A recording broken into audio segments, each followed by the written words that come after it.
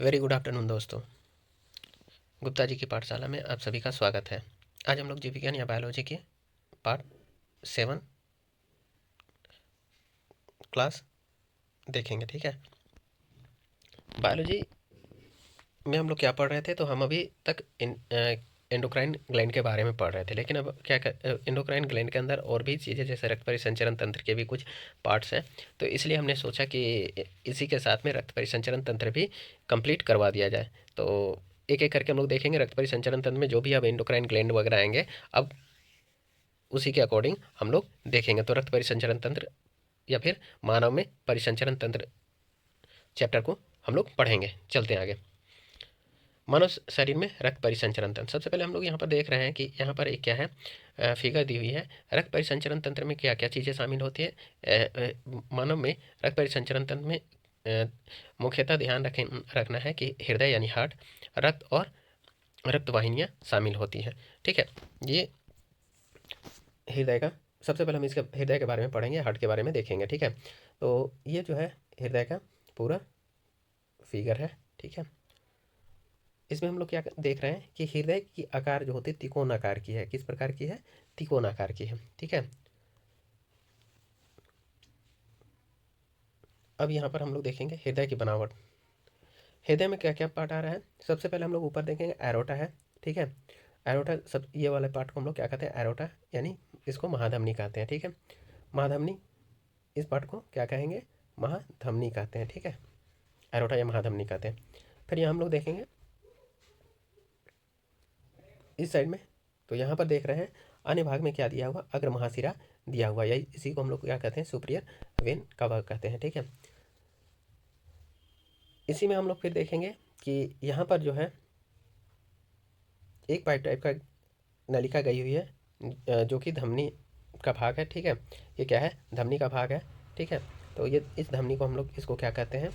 ऊपर वाले भाग को महाधमनी, ठीक है, इसके जस्ट नीचे वाले भाग को, इस भाग को क्या कहते हैं? प्लूमेनरी आर्टरी कहते हैं या फुफ्फुस धमनी कहते हैं। ठीक है, और यहाँ पर देखिए नीचे में, जस्ट नीचे में क्या है? दो और नलिकाएं गई हुई है, इनको हम लोग क्या कहते हैं? फुफ्फुस सिरा कहते हैं। क्या कहते हैं? दो छिद्र और गई हुई है, इन छिद्रों को क्या कहते हैं? फुफ्फुस सिराएं कहते हैं। ठीक है, यानी यहाँ पर कितना है? 3 छिद्र है, ध्यान रखना है। ठीक है, एक ही साथ। तो ऊपर वाले भाग को क्या कहते हैं? फुफ्फुस महाधमनी कहेंगे, और इन दोनों को क्या कहेंगे? फुफ्फुस सिरा कहते हैं। ठीक है, ध्यान रखिएगा कि धमनी जो होती है मानव हृदय में क्या करती है? मानव हृदय से शुद्ध रक्त को शरीर के विभिन्न भागों तक पहुंचाती है, लेकिन सिराएं क्या करती है? विभिन्न भागों, शरीर के विभिन्न भागों से अशुद्ध रक्त को लाकर हृदय या फेफड़े तक पहुंचाने का कार्य करती है। ठीक है, आगे हम लोग करते हैं।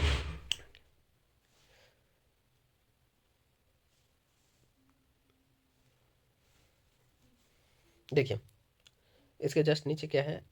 आप देख सकते हैं कि हम्म, इसी एरोटा भाग के इंटरनल पार्ट से क्या हुआ है? इसी भाग के अंदर की ओर अगर हम जाएंगे, किधर? वेंट्रिकल की ओर, यानी निलय की ओर, तो यहाँ हम लोग देखते हैं नलिका टाइप का, जो नलिका गई हुई है उसमें क्या है? छिद्र है। ये यहाँ पर क्या है? छिद्र है। तो इन छिद्रों को, एक को क्या कहते हैं? दो छिद्र है, इसको कहते हैं मिट्रल वाल्व कहा जाता है, और सेकेंड वाले को क्या कहा जाता है? एरोटिक वाल्व, यानी महाधमनी वाल्व कहा जाता है। ठीक, राइट आर्टियम। अब हम लोग देख रहे हैं कि नीचे की ओर जो नीचे की ओर जो सिरा गई हुई है, उसको हम लोग क्या कहते हैं? पश्च महाशिरा कहते हैं।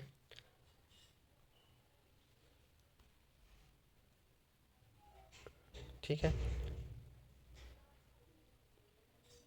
यहाँ देखिए, यहाँ पर जो है दो जो छिद्र बनी हुई है, इसको हम लोग क्या कहते हैं? पहले इस भाग को हम लोग क्या कहेंगे? फुफ्फुस वाल्व कहते हैं, या प्लुमिनरी वाल्व कहा जाता है। ठीक है, और इस वाले पार्ट को, यहाँ वाले पार्ट को क्या कहते हैं? ट्रैक्सिड ट्रैक स्पीड बल्ब कहा जाता है। क्या कहा जाता है? ट्रैक स्पीड बल्ब कहा जाता है। यहाँ पर ये वाला पार्ट, ये वाला पूरा पार्ट ट्रैक स्पीड बल्ब कहा जाता है। ठीक है, ठीक है, इसको क्या कहेंगे? ट्रैक स्पीड बल्ब कहते हैं। ठीक, आगे हम लोग बढ़ते हैं। देखिए, हृदय हृदय का जो आंतरिक संरचना है, आंतरिक संरचना है, इसको जो है दो भागों में बांटा है गया है। कितने भागों में बांटा है? दो भागों में बांटा हुआ है। ठीक है, इसको हम लोग क्या कर सकते हैं? एक तरह से कपाट कर सकते हैं। ठीक है, अब देखिए, इसके हृदय में 4 कोष्ठ होते हैं। कितने कोष्ठ होते हैं? 4 कोष्ठ होते हैं। ऊपर की ओर होता है आर्ट्रियम होता है। ठीक है।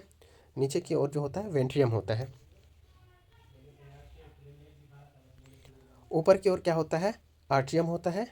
नीचे की ओर क्या होता है, वेंट्रियम होता है। अब इन दो आर्ट्रियम होते हैं, दो वेंट्रियम, यानी दो आलिंद होते हैं, दो निलय होते हैं। एक क्या होता है, दायां आलिंद और बायां आलिंद, दोनों साइड में देख रहे हैं इसका पार्ट के बीच में, ठीक है।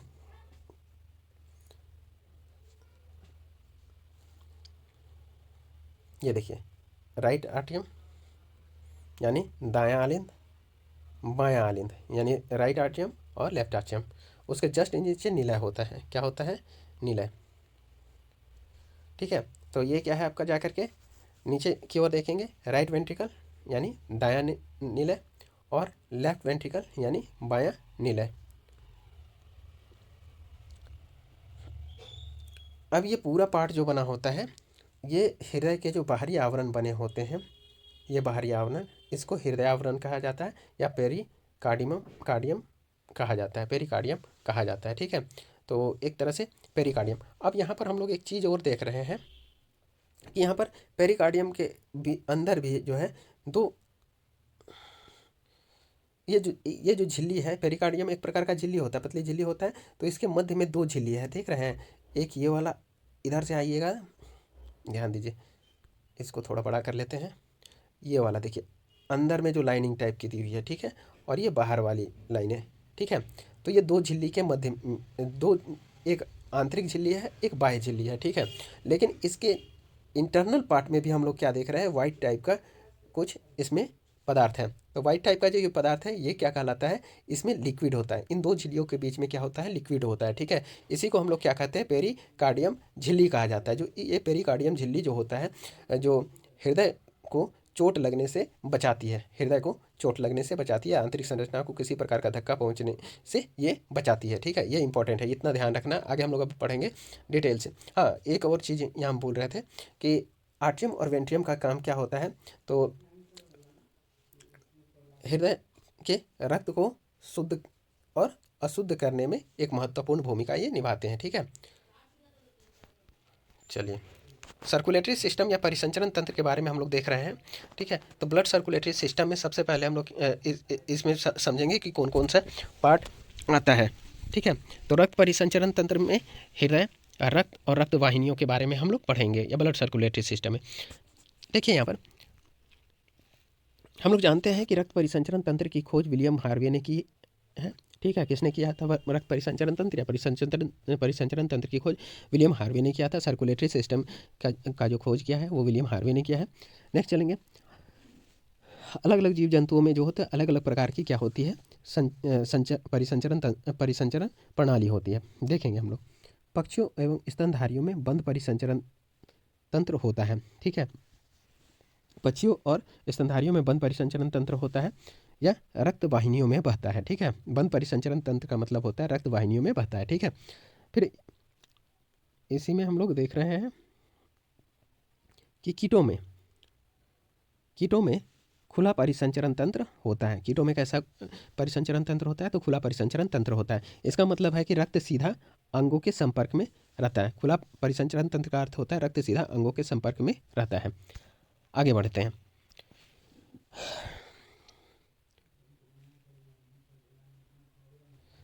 मनुष्य में परिसंचरण तंत्र, सर्कुलेटरी सिस्टम, हृदय एवं उससे संबंधित रुधिर वाहिनियों का बना होता है। मानव शरीर में परिसंचरण तंत्र निम्न प्रकार कार्य करता है। बोला है जो परिसंचरण तंत्र होता है ह्यूमन में, वो क्या होता है, हृदय और उससे संबंधित रुधिर वाहिनियों का बना होता है। तो मानव शरीर में परिसंचरण तंत्र या सर्कुलेटरी सिस्टम विभिन्न प्रकार कार्य करता है, उसी के बारे में हम लोग अब आगे पढ़ते हैं। ह्यूमन हार्ट या मानव हृदय। मानव शरीर मानव मानव मनुष्य मानव शरीर में हृदय की स्थिति, मानव का हृदय वक्ष गुहा या थोरेसिक कैविटी में स्थित होता है। मानव का हृदय जो है वक्ष गुहा या थोरेसिक कैविटी में स्थित होता है। यह एक पतली डोरी झिल्ली में बंद होता है। हमने देखा था ये एक पतली डोरी जैसी झिल्ली में बंद होता है, जिसे क्या कहते हैं, हृदय आवरण या पेरिकार्डियम कहते हैं। वो जो झिल्ली हमने देखा था फिगर में, उसी को हम लोग क्या कहते हैं, हृदय आवरण या पेरिकार्डियम, जो कि हम फिगर में ऑलरेडी आप लोगों को बता चुके हैं।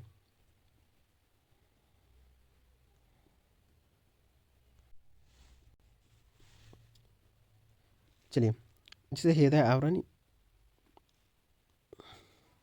जिसे हृदय आवरण या पेरिकार्डियम कहते हैं। ठीक है, चलिए, दोनों झिल्लियों के बीच एक तरल पदार्थ भरा होता है। हमने दिखलाया था कि दो झिल्ली है और दोनों झिल्ली के बीच में एक तरल पदार्थ या लिक्विड भरा होता था, जिसे हृदय आवरण द्रव या पेरिकार्डियम द्रव या फ्लूइड कहते हैं। यह हृदय को बाहरी धक्कों से बचाता है। हमने पहले ही चर्चा कर दिया था कि हृदय आवरण द्रव या इसे पेरिकार्डियम द्रव कहते हैं या फ्लूइड कहते हैं। यह हृदय को बाहरी धक्कों से बचाता है। मानव हृदय की संरचना ऑलरेडी हमने देख लिया है। चलिए, हृदय का रंग कैसा होता है? लाल होता है। तो ध्यान रखना, मनुष्य का हृदय गहरे लाल रंग की तिकोनी मांसल या फ्लेसी संरचना होती है। ऑलरेडी हमने बताया था कि हृदय की संरचना कैसी होती है, तिकोनी होती है और मांसल फ्लेसी संरचना होती है, और इसका रंग कैसा होता है? लाल होता है। इसमें 4 वेशम या चेंबर होते हैं। हमने पहले ही बताया था कि 4 वेशम या चेंबर होते हैं, 2 आलिंद और 2 निलय। इसके आगे के चौड़े भाग को आलिंद या ऑरिकल भाग तथा पीछे के भाग को निलय या वेंट्रिकल भाग कहते हैं। हमने देखा था चित्र में कि ऊपर वाले भाग या आगे वाले भाग को आलिंद या ऑरिकल कहते थे, और पीछे या नीचे वाले भाग को क्या कहते हैं? निलय या वेंट्रिकल भाग कहते थे। ठीक है, आलिंद व निलय यानी ऑरिकल और वेंट्रिकल एक पट यानी सेप्टम द्वारा दाएं एवं बाएं आलिंद और दाएं एवं बायां निलय में विभाजित होता है। हमने दिखलाया था ना कि दोनों के बीच में एक क्या था? एक कपाट टाइप का बना हुआ था, बताए थे। ठीक है, तो वही क्या होता है? एक पट टाइप का बना हुआ था, दोनों के बीच में एक पट था, यानी जैसे एक दीवार होती है उसी प्रकार का एक बीच में क्या होता है? दीवार टाइप का था। उसी को हमने क्या कहा था? पट या सेप्टम इसी को कहा जाता है। ये देख लीजिए, ये वाला पट एक पट टाइप का बना हुआ है ना।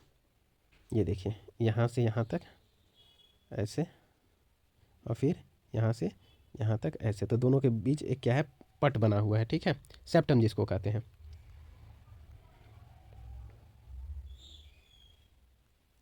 सेप्टम द्वारा, ठीक है, तो आलिंद व निलय एक पट या सेप्टम द्वारा दाएं व बाएं आलिंद और निलय राइट एवं लेफ्ट ऑरिकल एंड वेंट्रिकल में विभाजित होते हैं। अतः मनुष्य के हृदय में 4 चेंबर होते हैं, 2 आलिंद और 2 निलय। 2 अग्र महाशिराएं शरीर के आगे भाग से तथा एक पश्चिमी या पश्च महाशिरा शरीर के पिछले भाग से अशुद्ध रुधिर लाकर दाएं आलिंद में खुलती है। कुल मिला के बोला, जो 2 अग्र महाशिराएं होती है शरीर के आगे भाग में तथा एक पश्चिमी महाशिरा या पश्च महाशिरा शरीर के पिछले भाग से अशुद्ध रुधिर लेकर के आती है। ये ध्यान रखिएगा कि शिराएं जो होती है हमेशा शरीर के विभिन्न भागों से क्या लेकर के आती है? तो अशुद्ध रुधिर लेकर के फेफड़े या हृदय तक पहुंचाने का काम करती है। ठीक है, इतना ध्यान रखना। शिरा क्या करती है? अशुद्ध रक्त को शरीर के विभिन्न भागों से ला करके हृदय फेफड़े तक पहुंचाने का काम करती है। ये ध्यान रखना है, बस ये इंपॉर्टेंट है। तो वही बोला, 2 ऊपर की ओर यानी अग्र महाशिरा और एक पश्चिमी महाशिरा। पश्चिम महाशिरा शरीर के विभिन्न भागों से यानी आगे और पीछे की ओर से अशुद्ध रुधिर को लेकर के ला करके कहाँ पर? वो भी हृदय के किस भाग में? तो दाएं आलिंद में खुलती है। कहाँ पर ला करके जमा करती है? तो दाएं आलिंद में जमा करती है। अब यहाँ देखेंगे बाएं आलिंद के बारे में हम लोग। तो बाएं आलिंद या लेफ्ट ऑरिकल में प्लोमनरी सिराएं खुलती है। बोला बाएं आलिंद या लेफ्ट ऑरिकल में कौन से सिराएं खुलती थी? तो प्लोमनरी सिराएं खुलती थी। हमने देखा था ना, एक मोटा वाला था, उसके जस्ट नीचे था। ठीक है, तो क्या था? बाएं आलिंद में प्लोमनरी सिराएं खुलती है जो फेफड़ों से रुधिर लाती है। अब देखिए, दायां आलिंद क्या करता था कि अशुद्ध रुधिर को लेकर के अशुद्ध रुधिर को सॉरी सिराएं जो होती थी अगर महाशिराएं और पश्चिमी महाशिराएं, वो शरीर के विभिन्न भागों से अशुद्ध रुधिर को ला करके दायां आलिंद में क्या करती थी? खुल जाती थी। ठीक है, अब बायां आलिंद क्या करता है? लेफ्ट ऑरिकल क्या काम करता है कि पुलमोनरी सिरा जो बायां ऑरिकल में या लेफ्ट ऑरिकल में जो खुलती है, वो क्या करती है? फेफड़े से शुद्ध रुधिर लेकर के आती है। फेफड़े से शुद्ध रुधिर लेकर के आती है या लाती है। ठीक है, इस प्रकार दाएं आलिंद में अशुद्ध रुधिर और बाएं आलिंद में शुद्ध रुधिर होता है। दायां में याद रखना है कि दायां आलिंद में अशुद्ध रुधिर होता है और बाएं आलिंद में शुद्ध रुधिर एकत्रित होता है। इंपॉर्टेंट है। दाएं निलय यानी राइट वेंट्रिकल में एक मोटी नलिका फुफ्फुस महाधमनी या पुलमोनरी एरोटा निकलता है। बोला दाएं निलय में एक मोटा नाली टाइप का फुफ्फुस महाधमनी या पुलमोनरी एरोटा निकलता है। ऊपर में हमने देखा था फिगर में, यह शीघ्र 2 पुलमोनरी या धमनियों में बंट जाती है। वो कितने प्लुमिनरी या धमनियों में बढ़ जाती है? 2 भागों में बढ़ जाती है। ऊपर हमने देखा था कि दाएं नीले में, ऊपर की ओर दाएं नीले में एक मोटी नलिका फुफ्फुस महाधमनी निकलती है या प्लुमिनरी एरोटा निकलता है, और ये जल्द ही कितने 2 प्लुमिनरी या धमनियों में बढ़ जाती थी और अशुद्ध रुधिर को ऑक्सीकृत करने के लिए फेफड़ों में ले जाती थी। और यही क्या करता था, अशुद्ध रुधिर को ऑक्सीकृत करने के लिए कहाँ लेकर के जाती थी? फेफड़ों में लेकर के जाती थी। ठीक है। बायां आलिंद से दैहिक महाधमनी यानी कैरोटिको सिस्टम एरोटा नामक एक मोटी नलिका निकलती है। बोला बायां आलिंद से क्या होता है? दैहिक महाधमनी या कैरोटिको सिस्टम एरोटा नामक एक मोटी नलिका निकलती है। कुल मिलाकर के बायां आलिंद से क्या निकलता है? दैहिक महाधमनी निकलती है नामक एक मोटा नलिका निकलता है, इतना ध्यान रखना। महाधमनी शुद्ध रुधिर को शरीर के विभिन्न भाग अंगों तक ले जाती है। ठीक है, महाधमनी शुद्ध रुधिर को शरीर के विभिन्न अंगों तक ले जाती है। एक छोटा सा याद रखिएगा कि धमनी का काम होता है शुद्ध रुधिर, या महाधमनी का काम होता है शुद्ध रुधिर को विभिन्न अंगों तक ले जाना, और महाशिरा या शिरा का काम क्या होता है? शरीर के विभिन्न भागों से अशुद्ध रुधिर को लेकर के फेफड़े तक या फिर जो आपका आलिंद नीले इन सब मैंने जो यहाँ तक फेफड़े तक पहुँचाने का काम करता है। ठीक है, इतना ध्यान रखना है। जो परिसंचरण तंत्र की जो फैक्ट्री जो जिसको कहा जाता है, वहीं पर आकर के इसको क्या परिसंचरण तंत्र में शुद्ध को रुधिर को शुद्ध और अशुद्ध करने की जो फैक्ट्री होती है, वहाँ पर आकर के इनका जमा करने का काम होता है। ठीक है, आगे बढ़ेंगे।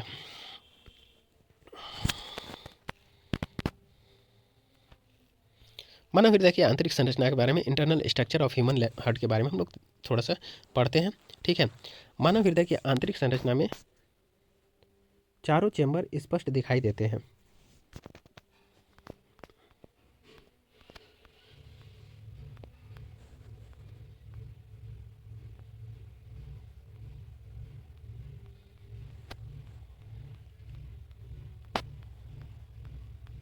चलिए, मानव हृदय की आंतरिक संरचना में चारों चेंबर स्पष्ट दिखाई देते हैं। दाएं आलिंद में 3 छिद्र होते हैं। कितने छिद्र होते हैं? 3 छिद्र होते हैं, जिसके द्वारा अग्र एवं पश्च महाशिराएं खुलती है। बोला कि दायां आलिंद में कितने 3 छिद्र होते हैं, जिसके द्वारा अग्र एवं पश्च महाशिराएं प्री एवं पोस्ट कैनल खुलती हैं। इन छिद्रों के बीच एक कपाट और एक नोड होता है। इनके बीच में एक कपाट और एक क्या होता है? वाल्व्स और एक नोड होता है। नोड जो होता है, नोड से हृदय की धड़कन का संचालन होता है। नोड से हृदय की धड़कन का क्या होता है? किससे हृदय की धड़कन का संचालन होता है? तो नोड से। बाएं आलिंद में एक तिरछा छिद्र होता है। बाएं आलिंद में क्या होता है? तिरछा छिद्र, जिसके द्वारा पुलमोनरी शिराएं खुलती है। देख लीजिए एक बार, हम दिखला देते हैं।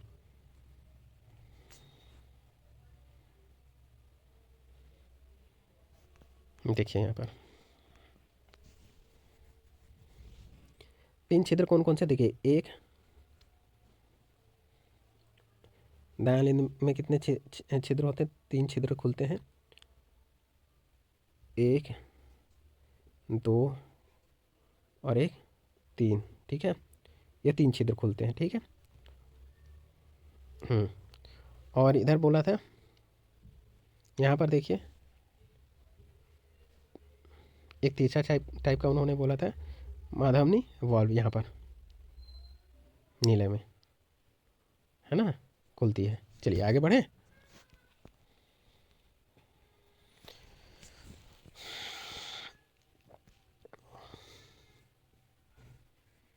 चलिए यहाँ देख लेते फिर से एक बार कि क्या होता है। इन छिद्रों के बीच एक कपाट या वॉल्व होते हैं और एक नोड होता है। नोड जो होता है से हृदय की धड़कन का संचालन होता है। किससे हृदय की धड़कन का संचालन होता है? तो नोड से होता है। बाएं आलिंद या लेफ्ट आर्टियम में एक तिरछा छिद्र होता है, जिसके द्वारा पुलमोनरी शिराएं खुलती है। ठीक है, आगे बढ़ते हैं। दायां आलिंद दायां आलिंद या राइट आर्टियम अपने नीचे दाएं नीले में एक आलिंद नीले छिद्र द्वारा खुलता है। इस छिद्र पर एक त्रिवलन यानी टिक्यूपिड यानी कपाट और वाल्व लगा होता है।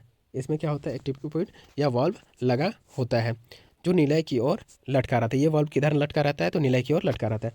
यह कपाट एक महीन तंतुओं से नीलय की भीतरी सतह से जुड़ जाता है। बड़ा यह कपाट जो होता है एक महीन तंतु से किससे? नीलय की भीतरी सतह से जाकर के जुड़ा रहता है। इस प्रकार बायां आलिंद भी अपने नीचे बाएं नीलय में छिद्र द्वारा खुलता है। इस प्रकार बोला कि बायां आलिंद भी अपने नीचे बाएं नीलय में छिद्र की द्वारा खुलता है। ठीक है, इस छिद्र पर एक द्विवलन या बायक्युस्पिड कपाट या बल्ब लगा होता है जो निलय में खुलता है। बढ़िया आगे। हृदय की धड़कन का नियंत्रण जो होता है,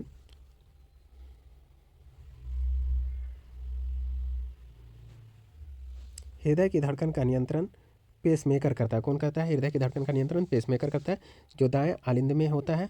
इसे हृदय भी कहते हैं। हृदय धड़कन का नियंत्रण पेसमेकर करता है जो दाएं आलिंद में होता है। इसी को हम लोग क्या कहते हैं?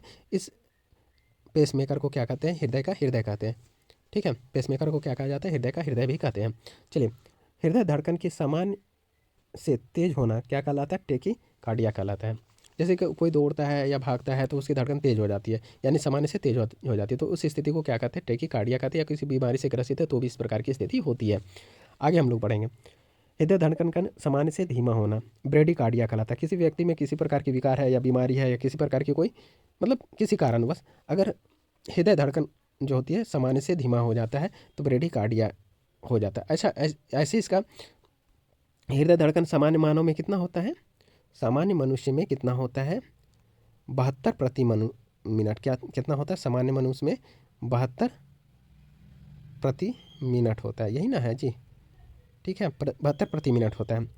लेकिन अगर शिशुओं में पूछ दिया जाए तो याद रखिएगा, नवजात शिशुओं में 160 प्रति मिनट होता है। कितना होता है? 160 धड़कन प्रति मिनट। 160 धड़कन प्रति मिनट होता है 1 मिनट में। ठीक है, नवजात शिशुओं में। आगे हम लोग देखेंगे। हृदय का वजन महिला में 250 ग्राम और पुरुष में 300 ग्राम होता है। हृदय का वजन महिला में 250 ग्राम और पुरुष में कितना होता है? 300 ग्राम होता है। ठीक,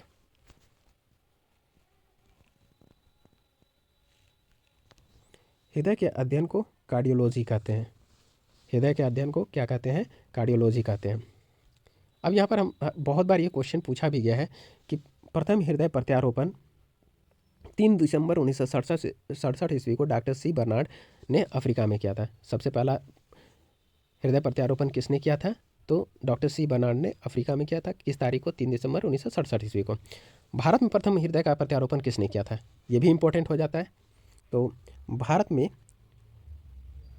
हृदय प्रत्यारोपण प्रथम बार 3 अगस्त 1994 ईस्वी को डॉक्टर वेणुगोपाल ने किया था। किसने किया था? डॉक्टर वेणुगोपाल ने। भारत में हृदय प्रत्यारोपण प्रथम बार किसने किया था? तो डॉक्टर वेणुगोपाल ने 3 अगस्त 1994 ईस्वी को किया था। हृदय में कपाटों की संख्या कितनी है? 4 होती है। कितनी होती है? 4। ठीक है, आगे बढ़ेंगे।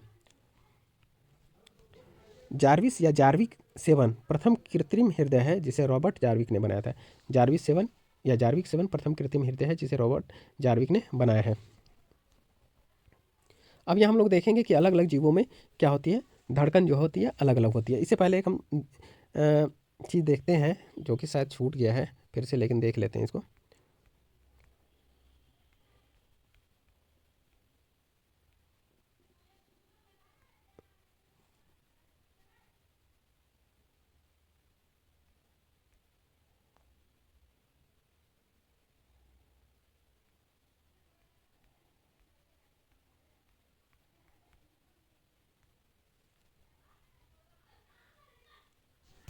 तो चलिए, अगर छूटा होगा तो कल देख लें। हम यहाँ थे कि जार्विस 7 प्रथम कृत्रिम हृदय है जिसे रॉबर्ट जार्विक ने बनाया। सबसे अब देखिए, अलग अलग जीवों में क्या होती है? हृदय की धड़कन अलग अलग होती है। अब देखिए, सबसे कम धड़कन ब्लू व्हेल के हृदय की है जो कि 25 धड़कन प्रति मिनट है। ब्लू व्हेल की सबसे कम धड़कन होती है जो कि सबसे कम कितनी है? 25 प्रति मिनट होती है। ठीक है, नेक्स्ट चलेंगे। सबसे अधिक धड़कन छुछुंदर में 800 प्रति मिनट होती है। कितनी होती है? सबसे अधिक धड़कन किसकी होती है? छुछुंदर में 800 प्रति मिनट होती है। नेक्स्ट चलेंगे हम लोग कि एक धड़कन में हृदय 70 ml रक्त पंप करता है। एक धड़कन में हृदय कितना रक्त पंप करता है? 70 ml। ध्यान रखना है। मानव शरीर का सबसे व्यस्त अंग किसको कहा जाता है? हृदय को। मानव शरीर का सबसे व्यस्त अंग किसको कहते हैं? हृदय को। हृदय में 4 प्रकोष्ठ होते हैं, ये भी हमने पढ़ लिया है। ठीक है, अच्छा, एक चीज़ और बताएंगे कि मानव हृदय आराम कब करता है, ये भी क्वेश्चन पूछा जाता है ना। तो देखिए, एक धड़कन चक्र के समाप्त होने और दूसरे धड़कन चक्र के शुरू होने के बीच में कोई भी धड़कन क्या करता है, हृदय आराम करता है। एक धड़कन चक्र के पूरा होने और दूसरे धड़कन चक्र के शुरू होने के बीच में हृदय जो है आराम करता है। ये जरूर ध्यान रखिएगा, क्योंकि ये क्वेश्चन कई बार पूछा गया है।